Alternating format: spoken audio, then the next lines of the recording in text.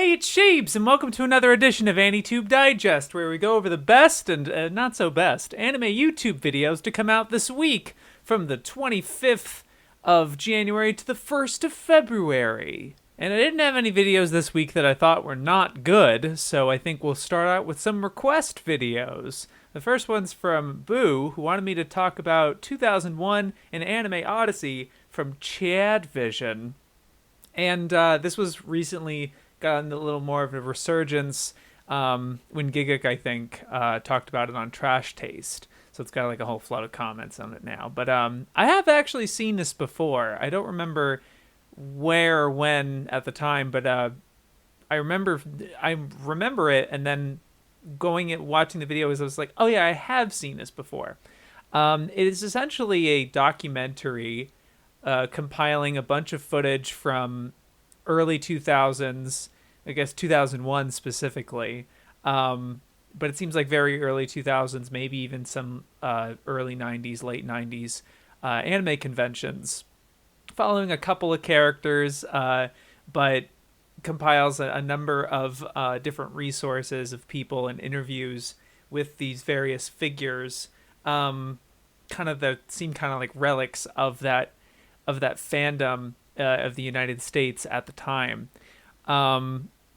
perfectly encapsulating kind of the wackiness and little weirdness and creepiness of the scene at that time, and how, you know, I think one comment kind of summed it up really well. It was like, they walked so that we could run.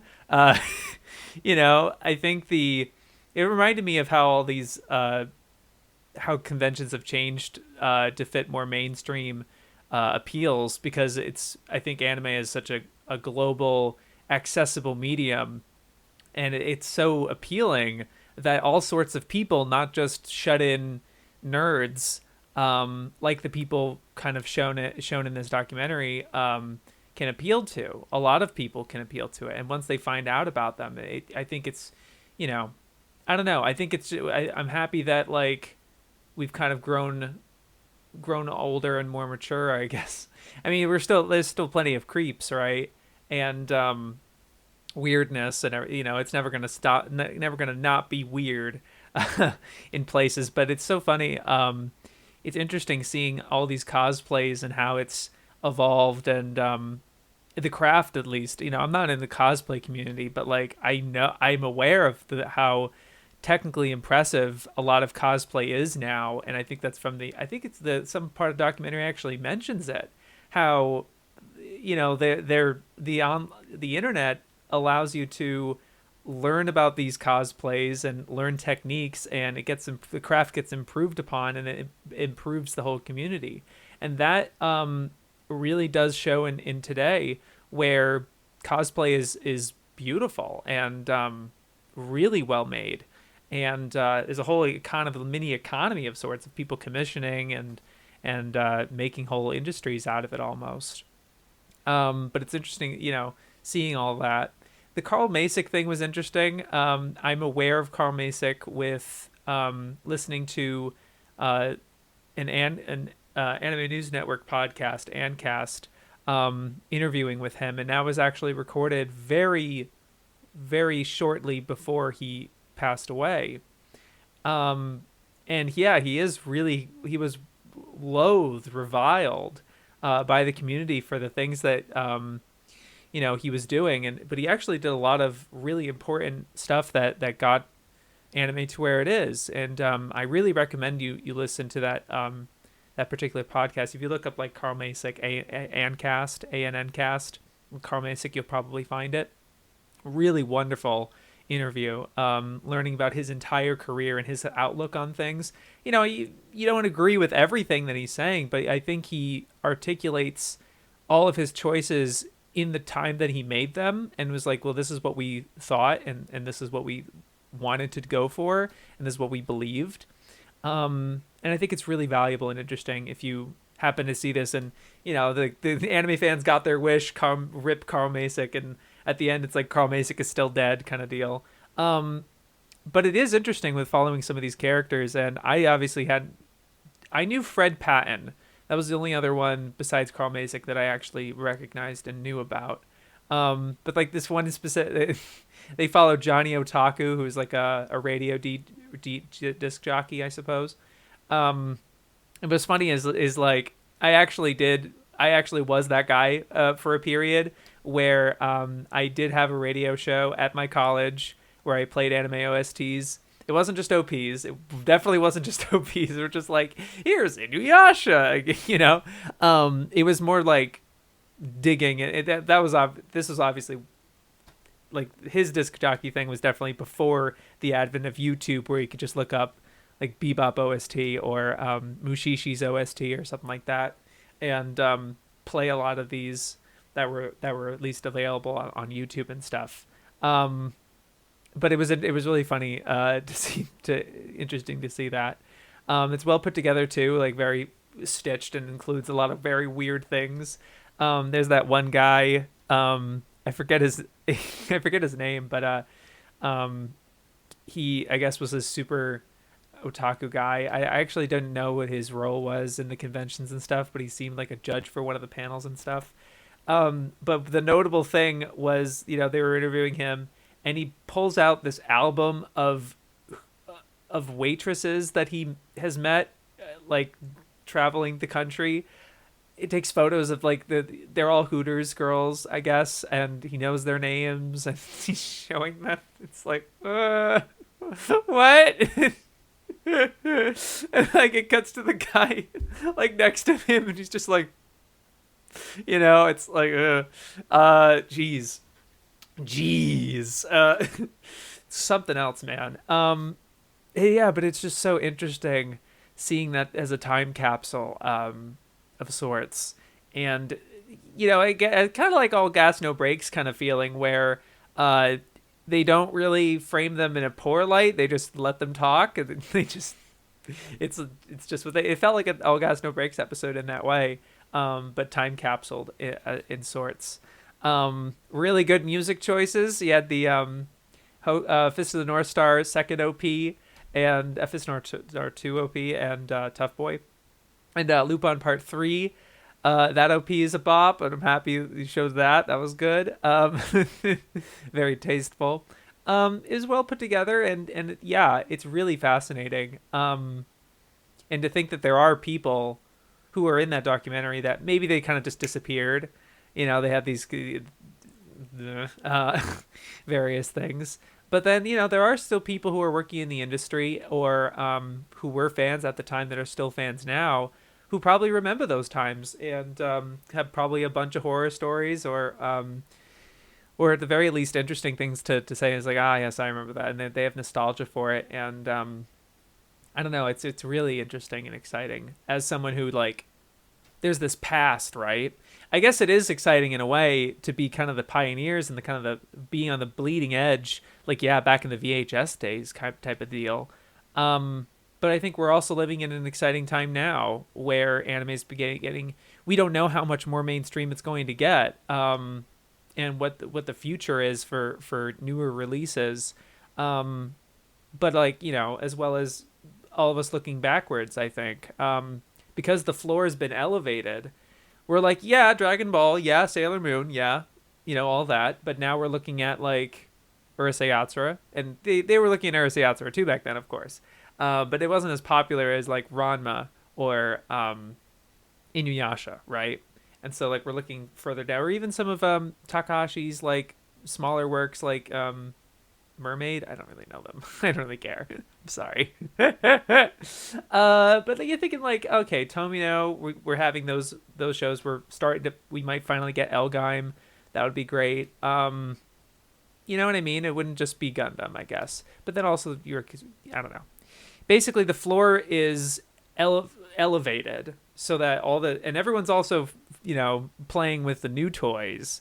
But we're finding all of this super obscure stuff that hasn't even been translated yet. I don't know. I think it's its own exciting time. I like to think, at least. But yeah, I really enjoyed that. Thank you for requesting that. Classic video. But the other request video I had was from Victor, wanted me to talk about a Penguin Zero, or Pirate the fuck. He goes by many names. Charlie, Moist Critical.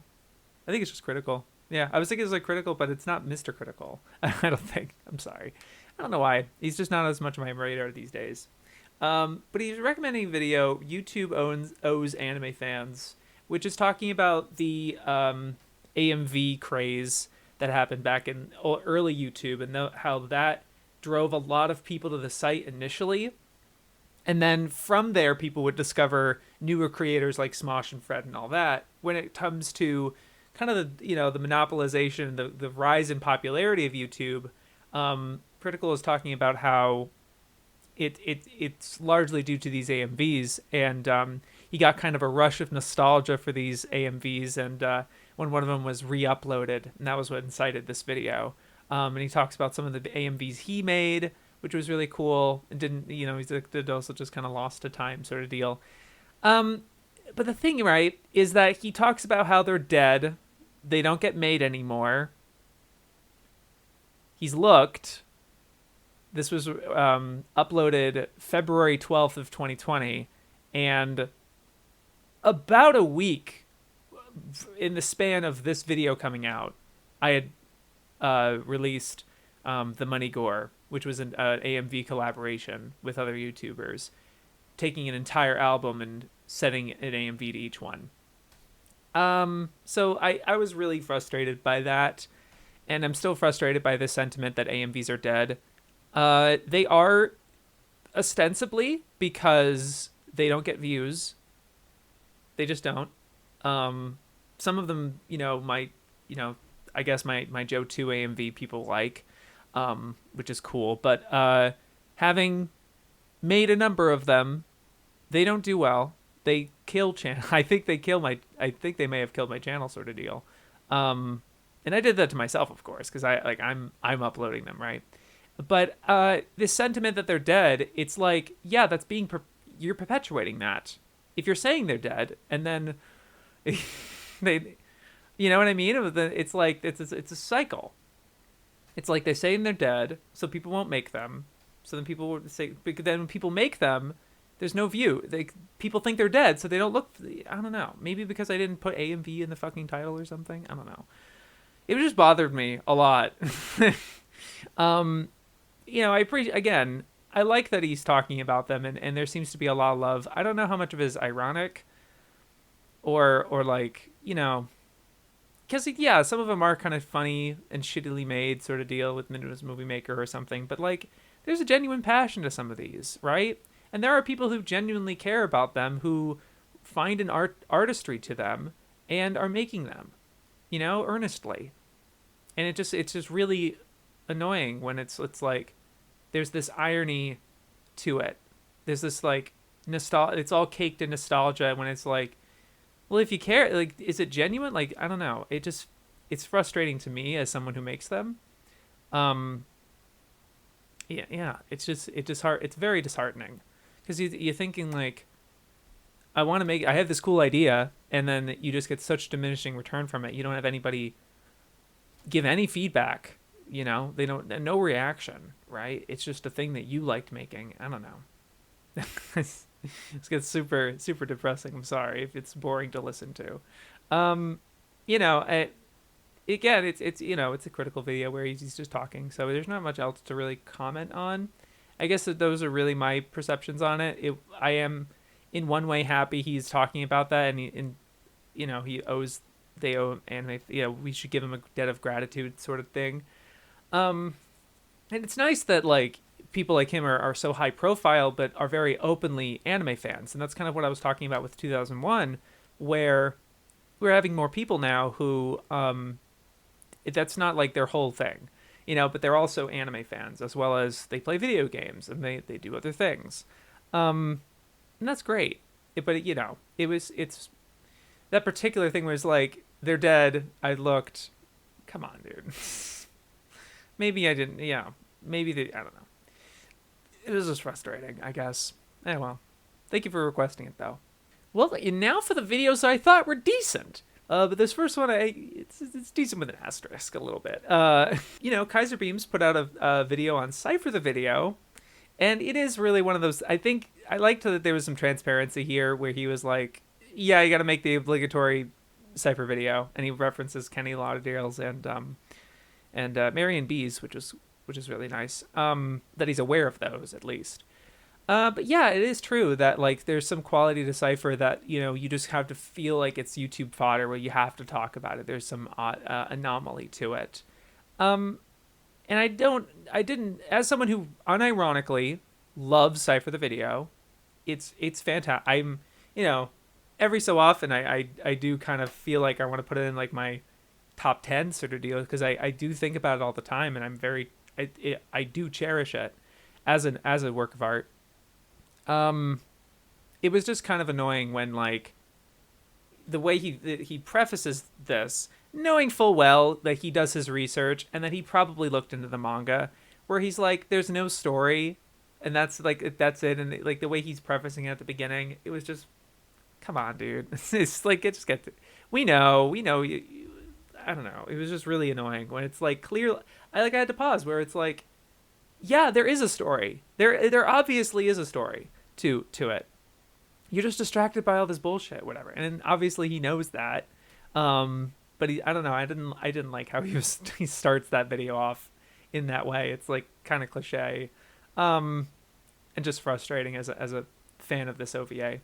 But then like he's talking about the manga, and again, I really appreciate the research and the amount of thought he puts into these videos on a conceptual level.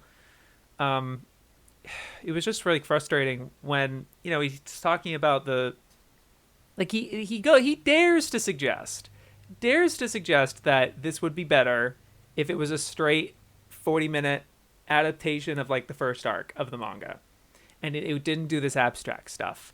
And like he was complaining about how the kamikaze section doesn't really get to the root of why they're switching, and he does, it's because in the manga he's a heroin user and there's all this blah blah blah blah, and it's like, yeah, that's fine, but that's obviously not what they were going for. That's obviously not what there was no shots of the heroin or the handcuffs to my knowledge. I mean, I'd have to look at it again, but I'm almost positive they don't even try. So it's like, why complain about the thing that they're not even going for, And he does get to the end of it where it's like, this is what's really valuable about it, and this is what's really interesting, how it's an encapsulation of 80s culture within the 80s, and it's not looking back on this sort of nostalgia without processing the kind of the negative sides to it.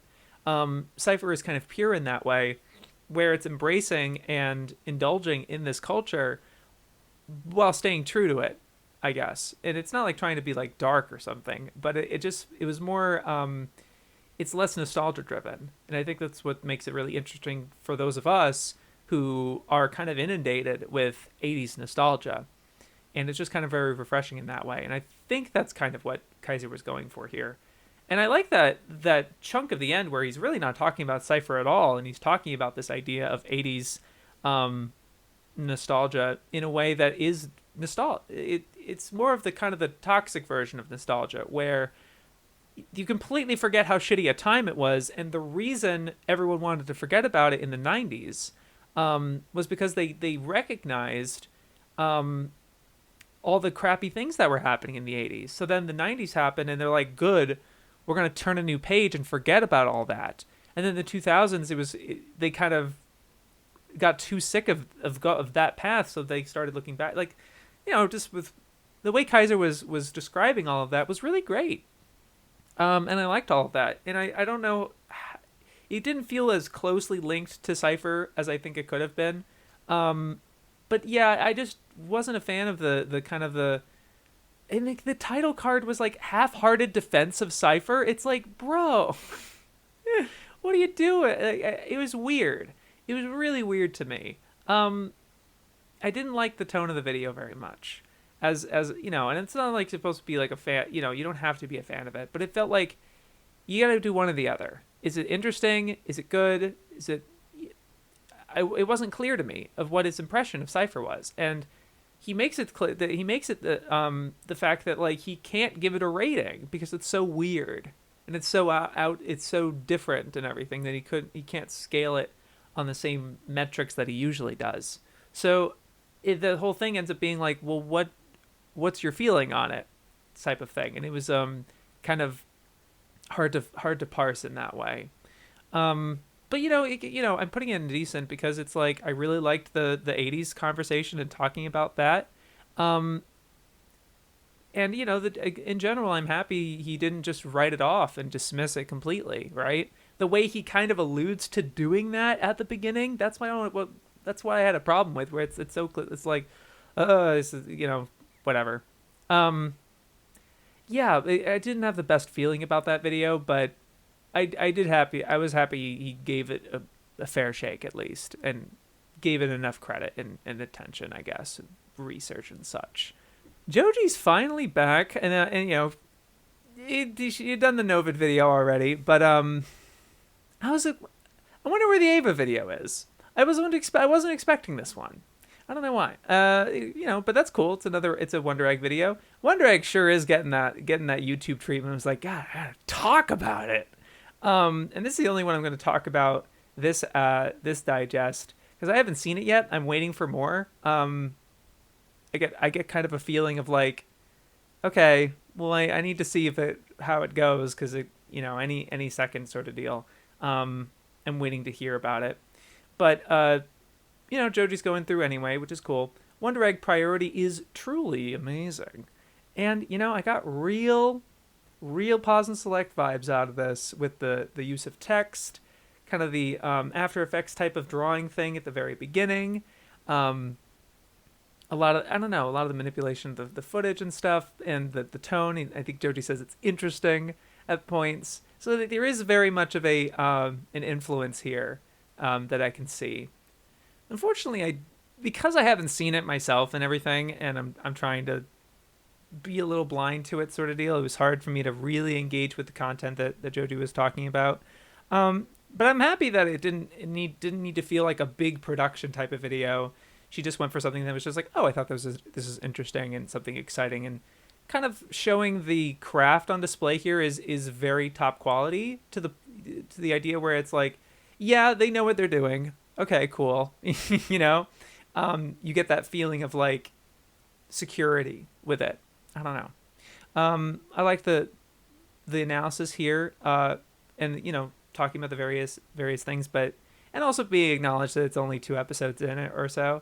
But yeah, unfortunately I don't have too much else to say about it. It was just not enough for me to chew on personally. But I'm happy that Joji's back to really making some videos and stuff, and she was talking about the other things that she's wanted to make this year, so looking forward to that. I watched Mother's Basement video on fashion in shonen anime, and I do like this topic a lot. Although I feel like Jeff didn't go enough into the aspect that I find really interesting, which is that they have all this drip, and yet they don't always like use that drip in the show itself. You know what I mean? There's a lot of times where I think the classic case in point is Bleach, where Jeff is really complimenting the fashion in Bleach, even so far as with the various, the Gi guy, is it Gi guys? I don't remember. They're uniforms basically, and they do all have their own style to them, which is great. And but like a lot of people really compliment Bleach for having that, like, wow, they have such good fashion outside their outfits and stuff. But they don't often get used, right?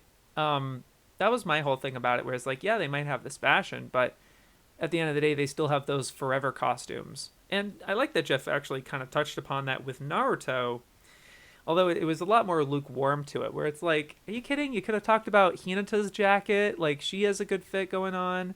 It was just weird Naruto shade. It was very strange Naruto shade going on. Although I was surprised at the nuance that Jeff showed at the when we talk about the current state of shonen drip, where Black Clover is actually doing really, really well. Like, he really compliments Black Clover without any caveats or irony or anything. It's like, no, that's really great. But also talking kind of like as a negative critically, I guess, not so much negatively, but critically, of My Hero Academia, where their superhero outfits are cool, but most of the time they're kind of dressed like dorks, and they don't have as much of a fashion sense, and there's not as much going on in that way as other shonen series, which I thought was a really interesting. I like that there wasn't such blind allegiance to Hero Academia or something like that. Not like I do like seeing Hero Academia get taken down a peg or so, just a bit. I don't know. That's just me, but I like that it was honest, and it felt very thorough. I liked the section on Yu-Gi-Oh as well. It's just one of those. You know what? He mentioned it towards the end of the video. I could talk about this all day. And it reminded me of an Every Frame a Painting video that I happened to watch because I've been, it was in a headspace of mine where, it's a long story. I happened to watch his video on F for Fake, on how to structure a video essay. And one of the biggest points he has in that video is kind of the fatal flaw of a lot of video essays is the idea of and then, and then, and then, and then, and then, and there's no end to it.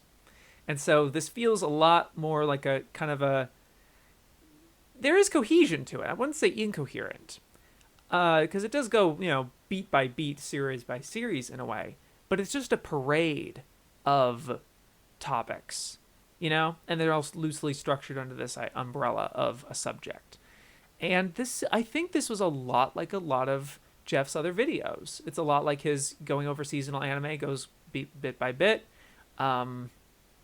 I feel like that's a lot of his videos, for sure. When it comes to this sort of subject, I guess. He just kind of jumps from subject to subject under this umbrella. But it feels like and then, and then, and then, and then, and then. And it just feels like it doesn't feel like it builds on anything. Yeah. So I thought that was kind of a potential weakness to his videos that I hadn't formulated into a thought before until I saw that, and he's like, oh, you could talk about it. He's like, yeah, you could, huh? I don't know. This feels very rambly, of course, but of course it's unscripted, so I'm safe. No, would it be? Yeah, but I'm happy you talked about it. I just wasn't as fulfilled by it, I guess. Cartoon Cipher talking about the weird world of hentai voice acting, and unfortunately, it's because, and I'm happy they mentioned this, it's not simply because of the whole censorship thing and he can't show too many examples, but it's also the fact that the hentai world seems so guarded that there's either very basic information that's there's no intrigue behind it, or there just isn't that much information.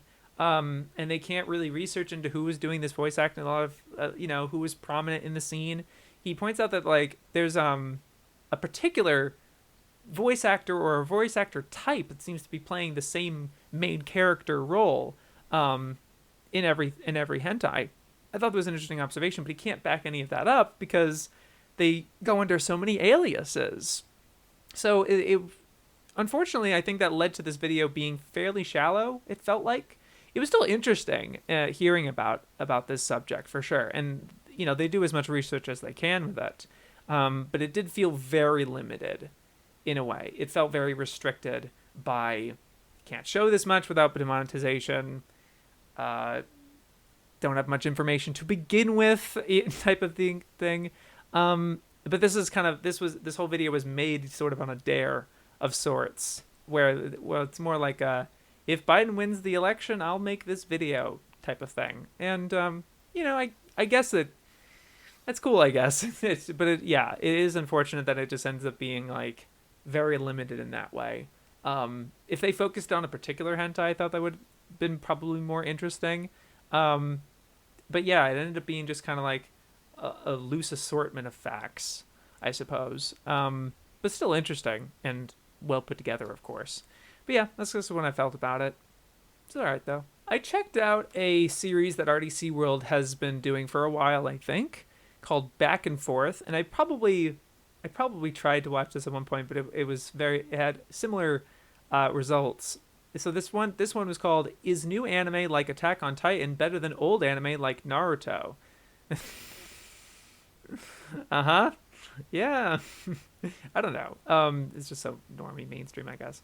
But there is that like old versus new type of mentality, but it's coming from their pool of things that they've seen, which is mostly battle shonen stuff and like Avatar versus Legend of Korra type of thing. And there was some interesting kind of back and forths about Boruto specifically, because it was a very good case of a Naruto versus this new series type of thing. But there was a lot. It was just a lot of bickering and arguments and such, which like I think is fun and infectious. Has sort of energy to it. Feels like you're in the room with them, and there's a lot of laughs and kind of goofing on people and dunking on people and things. It's all in good fun. It doesn't lead to too much meaningful discussion, I don't think.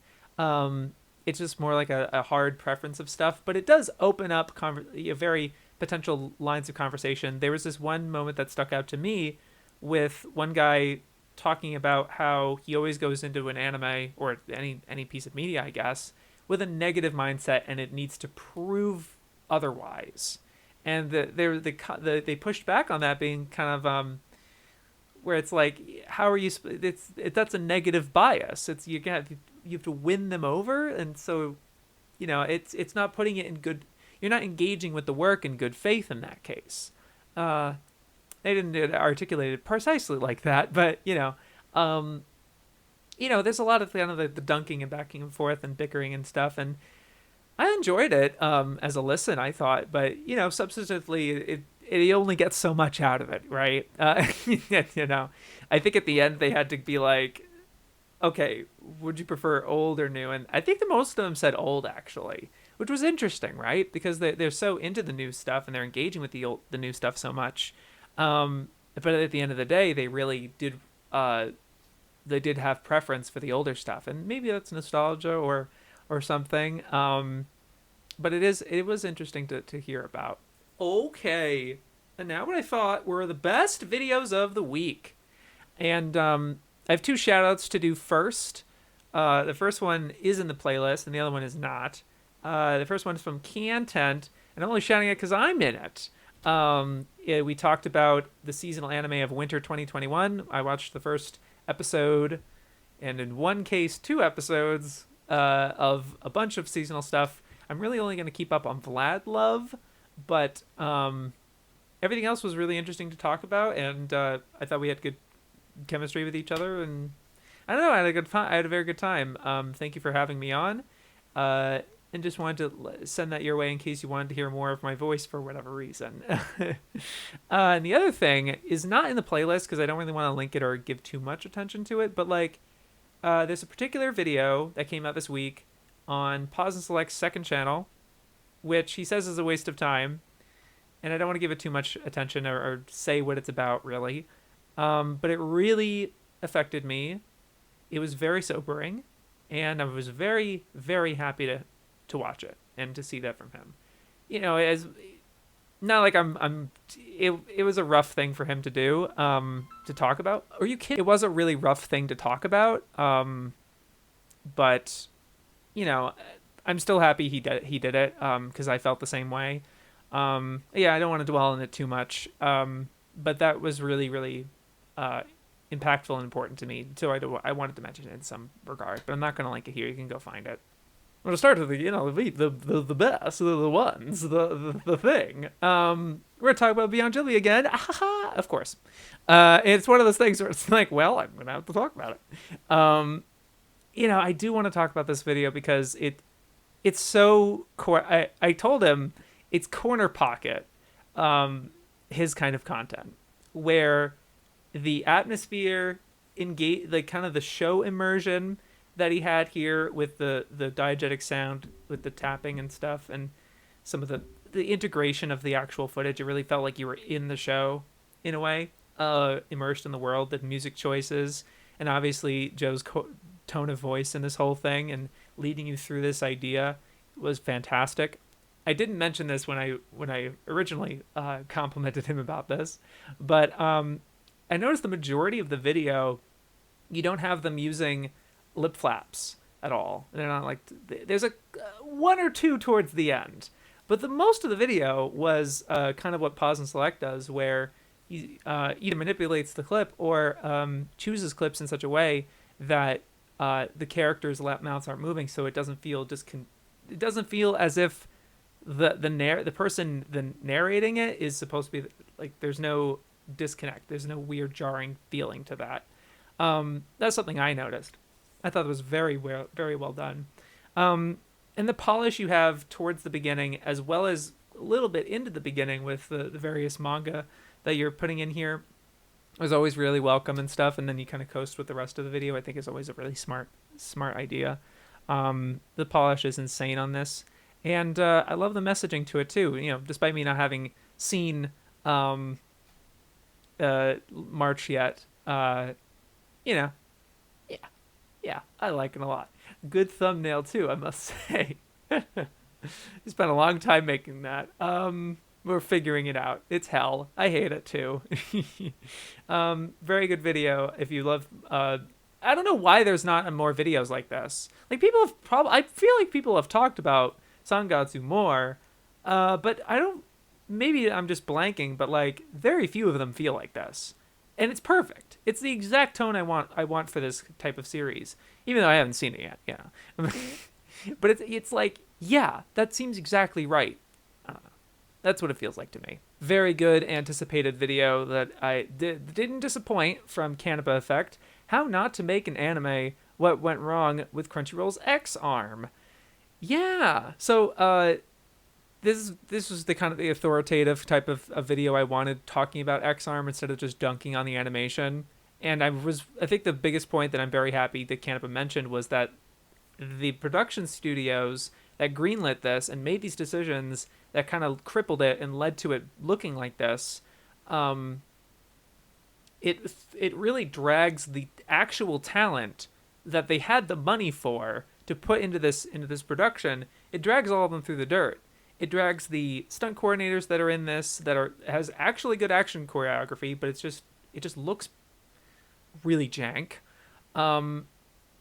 You have the animation studio that's known for this different thing, being tasked with this other thing, and now they're the X-Arm team, and it's kind of a blight on their portfolios. And also the voice acting talent is really great here, but it's attached to this really jank, infamous type of project. And yeah, he puts blame squarely on the production companies that made these decisions. That's like, yeah, we'll give the anime to this person that doesn't know anything about anime, but then also doesn't give the director any resources to make it actually feasible. There's been plenty of anime that have a live action director or someone that's not experienced with animation at all, and they surround them with people that they just oversight and make the decisions and stuff, but they surround themselves with people that actually know what they're doing and actually can make a decent product. The example that comes to my mind, because I'm inundated by this series at the moment, Monkey Punch was the director listed for Lupin the Third: Dead or Alive. He's a manga artist. He's not an animation guy, and he actually had a really rough time in that production, and he really didn't like it. It was very kind of a negative experience for him, probably because of the that's out of his depth, really. But it was just that movie still came out pretty okay because he was surrounded by the right people. So yeah, it is just really unfortunate that this sort of experience happens. And yeah, I'm just happy that this video really, I expected this from Canipa. It wasn't like animation bad, just dunking on a bunch of times. It's purely factual. Here's the things that happen with it in regards to the industry and staff.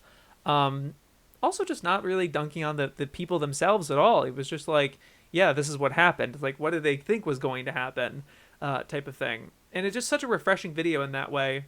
I'm so happy he made it and he's the one making it. Yeah, this is what I was expecting. Which is why it's not like my favorite of the week or anything like that. It's more like, yeah, that was what I wanted. That was what I was expecting. Great. But yeah, happy that's out there. I feel really bad about that staff though. Oh my god. Bro, I fucking caught this like right before I was gonna record and stuff. MudanTV's back with why people can't get into long anime, and I think he is starting to really dig into this niche that he's having now, where he's talking about more community based things. And as an anime fan, he's not really talking about the anime specifically. He's more talking metatextually, and the experience of being an anime fan, I guess. And it's in this sort of scientist type of thing, very polished, and has all these different set pieces which are insanely impressive. Like nobody is on this level. Like Pause and Select, I was gonna like, is kind of in his own field where it's very specific and polished and stuff. But it's not as like wild and imaginative and experimental as Mudan's, in that way. I think it's more like really strong for what it's doing, in that way. I don't know why I mentioned that, but it's like in terms of like the top tier stuff, it really is like Mudan's really kind of up there, and it's making me it's I look at it, and all the text work that he's doing here, and I don't know if you can call it compositing or something. I don't fucking but it makes me look at my own work, and I'm just like, fuck me, man. I can't do shit. It's like, yeah, I bet he could do that. I bet he knows exactly. Like, it makes me think it's like, oh, I bet everyone knows exactly what I did here to make this effect or something. Where it I don't know, the magic of editing in this, he has that sort of magician type of feeling to it. It's like, how the fuck did he do that sort of thing.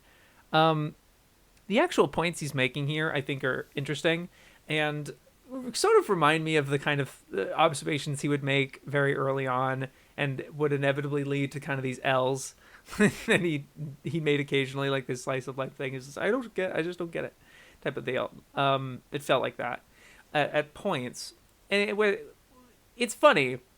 I like to think I have experience with watching long anime, where it really is just watch an episode a day or 2 episodes a day, and in so doing that, and I don't have, maybe it's because I'm weird and I don't have a 9 to 5 job, I guess, and I'm doing my own thing, I guess, but like, yeah, I guess I don't know if the normal person can't do this, but yeah, I just watched 2 episodes of Naruto a day, and I'm already in the 60s after 1 month. Makes sense, right? And I also watched another series 2 episodes a day, and so collectively I watched 120.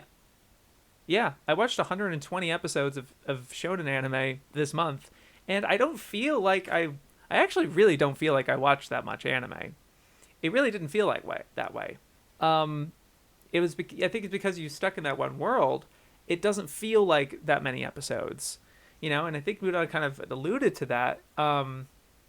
But yeah, I don't know. I couldn't necessarily agree with, if you choose between an 11 episode shitty show or a very long, pretty good show, they're going to choose the shitty short one.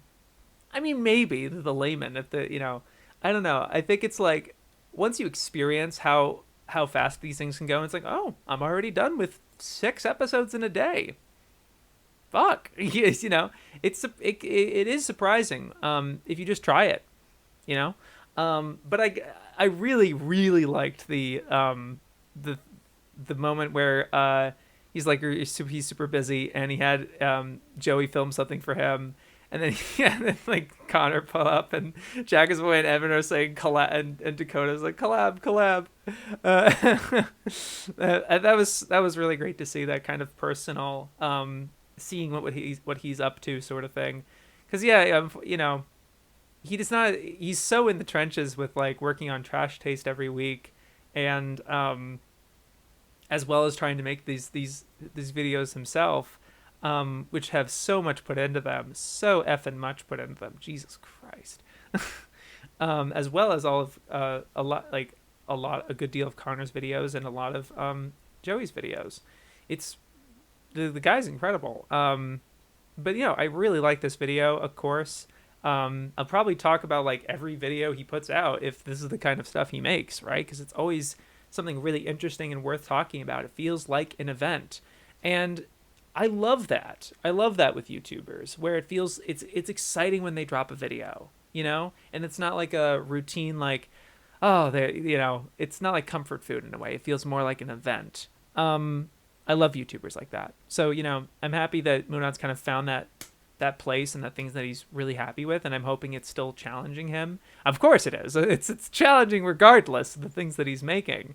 But I'm hoping, that he's constantly, yeah. I feel like this approach he has where there's so much imaginative, creative stuff, and he's able to put on this performance. There's no end to like how stimulating that probably is for him intellectually and creatively. I think it's really exciting, and I love that. I love this shit. It really makes it run circles, and I look at my shit. I'm like, Jesus Christ! I'm so. I don't know. I can't believe it. It's great, of course.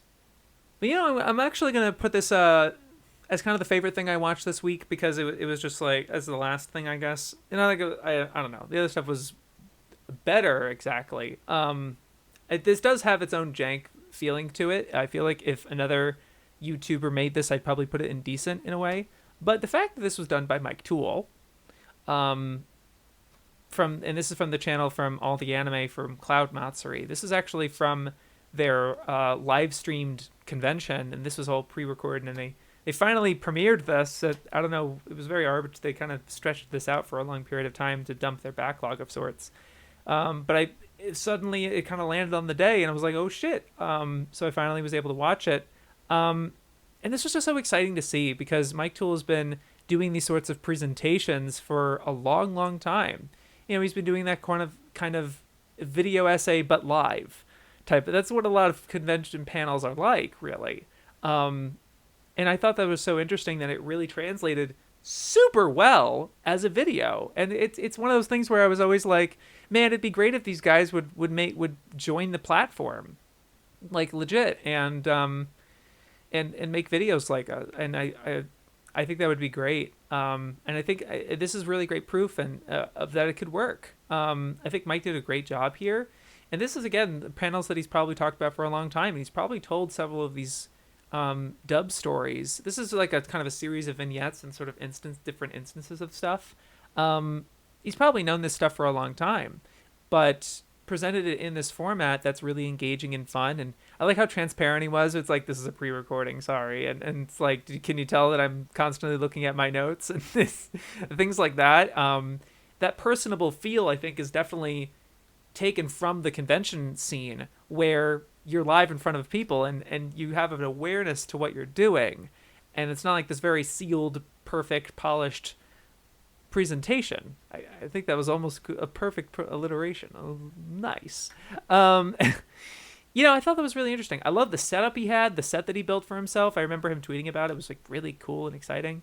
I thought he really had a really great job. I think the only thing that was really noticeable for me as someone who edits videos and stuff was the audio levels. When like he would start talking, it would drop almost to zero. Like it would be like if you edit videos and you're adjusting the decibels of the audio, it'd be like if you set the audio to like negative 40 decibels, which is like, yeah, I guess you can hear it technically, but it's almost impossible. Like buries the audio and like drops it straight down.